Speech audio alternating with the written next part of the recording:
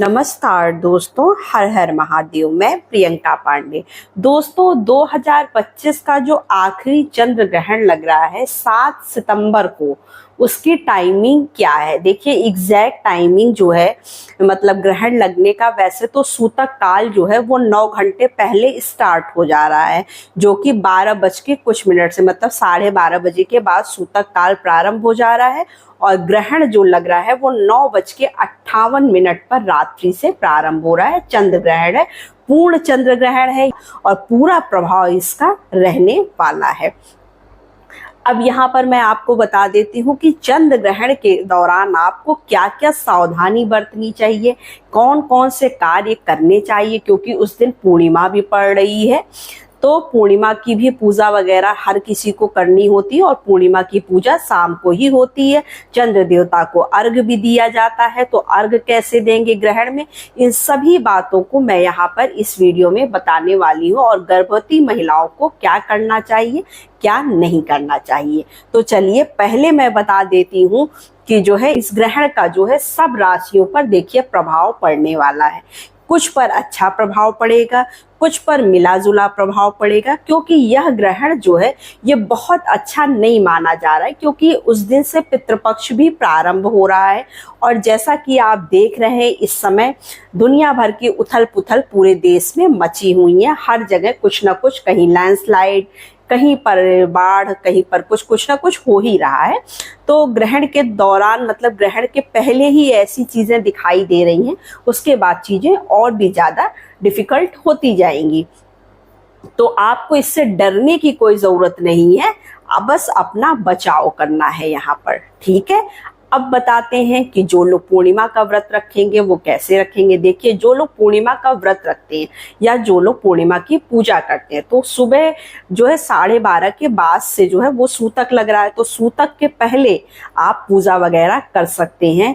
जैसे मान लीजिए आप सत्यनारायण भगवान की कथा कराना चाहते हैं, ब्राह्मण को भोजन कराना चाहते हैं, आप अगर कुछ भी ऐसा कार्य करना चाहते हैं पूर्णिमा के दिन, क्योंकि भगवान विष्णु का दिन होता है, इस दिन हम भगवान विष्णु की उपासना करते हैं, तो आप सुबह ही कर लीजिएगा, क्योंकि सूतक काल के बाद भगवान के पट बंद हो जाते हैं। मान लीजिए आपके मंदिर में पर्दा लगा है या पल्ले लगे हुए हैं, दरवाजे लगे हुए हैं, तो आप मंदिर के पट बंद कर दीजिएगा। और लड्डू गोपाल की भी बहुत लोग ऐसे कमेंट्स कर रहे थे कि क्या लड्डू गोपाल की पूजा हम कर सकते हैं, तो जी नहीं, सूतक काल के बाद आपको लड्डू गोपाल की पूजा नहीं करनी है। मतलब 12:30 बजे के बाद आपको कोई भी पूजा पाठ नहीं करना है।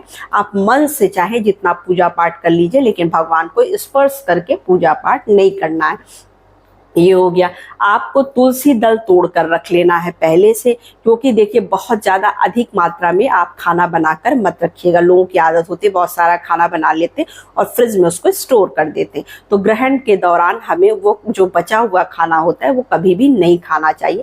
ग्रहण के दौरान नहीं खाना चाहिए, लेकिन ये कि जब ग्रहण स्टार्ट हो, जैसे 9:58 से जब ग्रहण स्टार्ट हो रहा है रात्रि में, तब आपको भोजन वगैरह बंद कर देना है। उस समय से आपको खाना नहीं खाना है। आप जो है 9:30 के पहले पहले भोजन वगैरह अपने घर में करके सारे कार्य कर लीजिएगा और फिर भगवान की आराधना करिएगा। अब भगवान की आराधना कैसे करेंगे आप कहेंगे, तो आप मानसिक रूप से भगवान की आराधना करिए। राधे राधे है, या फिर किसी भी मंत्रों का जप कर लीजिए, तुलसी की माला ले लीजिए, क्योंकि पूर्णिमा भी है तो आप तुलसी की माला का जप कर सकते हैं, या दुर्गा चालीसा पढ़ सकते हैं। जितना भी देखिए आप धर्म कर्म उस समय कर सकते हैं, जितनी भी पूजा पाठ आप मानसिक रूप से कर सकते हैं वो आप करिएगा। ये हो गया। उसके बाद आपको जैसे पूर्णिमा की बहुत लोग पूजा शाम को करते हैं, उनको जो है अर्घ भी देना होता है, तो देखिए अर्घ आप नहीं दे सकते हैं, क्योंकि उस समय पूर्ण चंद्र ग्रहण लग चुका होगा। और चंद्र ग्रहण को देखना, ये चंद्र ग्रहण जो है इसको आप नंगी आंखों से मत देखिएगा, क्योंकि ये रेड मून है। तो वैज्ञानिकों का कहना है कि जो चंद्र ग्रहण लग रहा है ये बहुत तेज है, तो इसको आप अपनी नंगी आंखों से ना देखकर और जो है चश्मा वगैरह लगाकर ही देखें। वैसे जहां तक हो सके जब ग्रहण ग्रहण लगे तो कोई भी घर के बाहर ना रहे या घर के बाहर बिल्कुल ना निकले। गर्भवती महिलाएं खास करके ध्यान रखें, वो तो बिल्कुल भी बाहर ना निकले, अपने कमरे के पर्दे वगैरह लगा दें ताकि ग्रहण का जो छाया है वो उनके ऊपर पड़ने ना पाए, ताकि उनके शिशु को किसी भी तरह का नुकसान ना पहुंचे। तो इस बात का आप विशेष ध्यान रखिएगा। और तो आप जैसे मान लीजिए आप शाम की पूजा को कैसे करेंगे, तो देखिए अगर आप शाम को पूर्णिमा की पूजा करते हैं तो आप हाथ जोड़ के मानसिक रूप से भगवान विष्णु की पूजा कर सकते हैं, उपासना कर सकते हैं। चंद्र देवता को अर्घ आप मानसिक रूप से दे सकते हैं, लेकिन आपको अर्घ देना नहीं है। इस दिन हम तुलसी जी में भी जल नहीं देंगे, तुलसी जी को सिर्फ दीपक दूर से जला देंगे, क्योंकि ये भगवान विष्णु का दिन होता है, भगवान विष्णु का प्रिय दिन होता है पूर्णिमा, तो हमें दूर से ही पूजा पाठ करनी है। तो इस तरह से आप कर लीजिएगा। सुबह आप जब तक सूतक काल नहीं स्टार्ट हो रहा है तब तक आप पूजा पाठ कर सकते हैं, उसमें कोई दोष नहीं।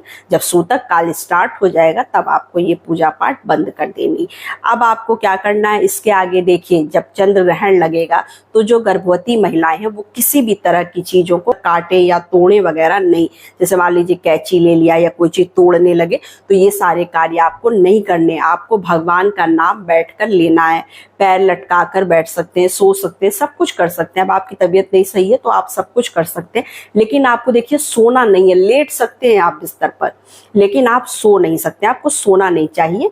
जहां तक हो सके ध्यान दीजिएगा इन चीजों का। बहुत ज्यादा ही तबीयत खराब है तो बात अलग है, लेकिन आपको सोना नहीं है। भोजन तो बिल्कुल भी ग्रहण नहीं करना है। आप पानी वगैरह ले सकते हैं, वो भी आप अपने घर के, जैसे पानी है, जो ऐसे द्रव्य पदार्थ होते हैं, जो खाने वाली चीजें होती हैं, उन सब में हम तुलसी दल डाल के रख देते हैं सूतक काल से पहले। जैसे जब सूतक काल प्रारंभ होगा उसके पहले ही कुछ भी बहुत लोग डालते हैं, बहुत लोग तुलसी दल भी डाल के रखते हैं। जैसे दूध है, दही है और घी है, इन सब चीजों में, या खाने की चीजें, खाना मान लीजिए अगर थोड़ा बहुत है तो आप उसमें सब में तुलसी दल डालकर रख दीजिएगा। तो ये सारे कार्य हमें करने चाहिए। अब जो है, जो ना करने वाले कार्य हैं वो बता देते हैं। देखिए, काटना छाटना नहीं चाहिए, आपको गर्भवती महिलाओं को बाहर नहीं निकलना चाहिए, भोजन नहीं करना चाहिए ग्रहण के दौरान। ये किसी के लिए भी अच्छा नहीं होता है कि ग्रहण के दौरान आप भोजन करिए। भोजन आप 9:30 बजे के तक कर लीजिएगा। अपने घर के सारे काम निपटा कर आप बैठकर टीवी देख सकते हैं, मोबाइल देख सकते हैं, आप सब कुछ कर सकते हैं। भगवान का नाम लीजिए, लेकिन भोजन वगैरह या फिर सोना, गर्भवती महिलाओं को तो बिल्कुल भी नहीं सोना है, बाकी लोग तो सो ही जाएंगे। और ये ग्रहण जो समाप्त हो रहा है वो 1:26 पर समाप्त हो रहा है, यानी 7 को लग रहा है और 8 तारीख की 1:26 पर, क्योंकि 12 बजे के बाद दिन चेंज हो जाता है, तो 1:26 पर ये जो है समाप्त हो रहा है। तो आपको 1:26 पर, अगर आप रात में 1 बजे 1:30 बजे तक जग रहे हैं तो आपको स्नान जरूर करना चाहिए, क्योंकि ग्रहण के बाद स्नान करना बहुत जरूरी होता है। तो अगर आप मान लीजिए उठकर अगर स्नान कर सकते हैं तो कर लीजिए, भगवान के पट खोलकर दिया बाती भी कर सकते हैं अगर आप कर सकते हैं तो, वरना आप दूसरे दिन सुबह जल्द उठकर, जितना जल्दी हो सके उठकर स्नान वगैरह करके तभी चाय पानी अपने घर में करना चाहिए या बनाना वगैरह चाहिए। तो इन सब चीज़ों का आपको ध्यान रखना है। जो पुराने पानी के मतलब भर के आपने रखे हैं वो सब गिराकर आप साफ पानी वगैरह भर दीजिए।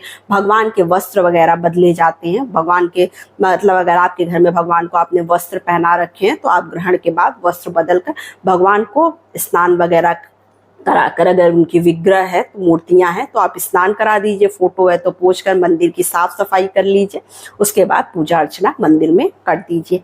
ये सब करने से क्या होता है कि आपके जीवन में जो ग्रहण का दुष्प्रभाव पड़ने वाला है वो नहीं पड़ता है। और आपको एक काम और करना, अगर आप इस तरह से करेंगे तो आपके जीवन में कोई भी परेशानी नहीं आएगी। आपको ग्रहण के दौरान जो अक्खा नमक होता है, खड़ा नमक, उस खड़े नमक को आप अपने घर के बाहर रख दीजिएगा, मतलब मेन गेट के बाहर, वहां पर आप रख दीजिएगा। तो इससे क्या होगा, जो ग्रहण के दौरान जो भी निगेटिव एनर्जी है वो आपके घर के अंदर प्रवेश नहीं कर पाएगी या आप तक नहीं पहुंच पाएगी। तो ये कार्य भी आप जरूर कर लीजिएगा। तो बस ये छोटे छोटे से कार्य हैं जो हमें करना है। और हाँ, ग्रहण के दौरान आपको अर्घ नहीं देना है, क्योंकि बहुत लोगों के प्रश्न थे कि क्या हम पूर्णिमा है तो पूर्णिमा के दिन ग्रहण के दौरान अर्घ दे सकते हैं, तो जी नहीं, आप बिल्कुल भी अर्घ नहीं दे सकते हैं, क्योंकि उस समय ग्रहण चलेगा और वो भी पूर्ण चंद्र ग्रहण है। तो इस बात का आप ध्यान रखिएगा। आप मानसिक रूप से अर्घ दे सकते हैं। फल फलाहार खा के आप जो है अपना व्रत तोड़ सकते हैं, वो भी 9:30 बजे के पहले पहले, उसके बाद नहीं। और अगर जो लोग मतलब पूरा करना चाहते हैं तो फिर वो दूसरे दिन जो है अपना जैसे चाहें, जिस तरह से वो पारण करना चाहते हैं उस तरह से पारण कर सकते हैं। और जो भी आपको दान पुण्य, जो कुछ भी आपको पूर्णिमा का करना है, वो सारा कुछ आप सुबह के टाइम पे करेंगे। शाम को आपको कुछ भी नहीं करना है, मतलब क्योंकि सूतक काल प्रारंभ हो जाएगा। सूतक काल में कोई भी शुभ कार्य नहीं किए जाते, ये सभी को पता होता है। तो बस यही छोटी सी वीडियो थी, छोटी सी जानकारी थी। वीडियो अच्छी लगे तो चैनल को लाइक सब्सक्राइब जरूर करिए। तो नमस्ते फ्रेंड्स, ओम नमः शिवाय, हर हर महादेव।